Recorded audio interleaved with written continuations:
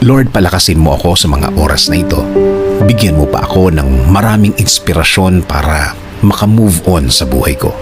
Ako ngayon, Lord, ay nakalubog sa isang problema na hindi ko lubos maisip kung bakit dumating sa aking buhay ito.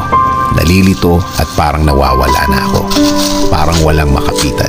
At alam kong walang makakaintindi ng aking kalagayan. Bigyan niyo po ako, Panginoon, ng guidance para malaman ko kung ano ang dapat kong gawin at kung ano ang dapat isipin. Ibigay niyo po sa aking daan ang mga taong tutulong sa akin at maging tamang impluensya sa aking buhay.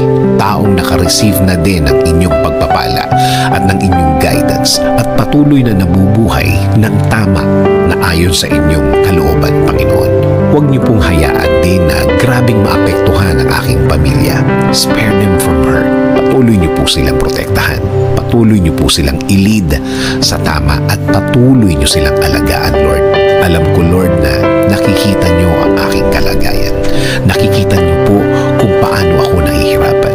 Huwag niyo po sanang hayaan na magtuloy-tuloy ang aking nararanasan, Panginoon. Kaya, Panginoon, patuloy niyong lagyan ng liwanag ang aking puso't isipan. Alam kong tutulungan mo ako ulit. Alam kong gagaan ang lahat ulit. Alam kong hindi na magtatagal.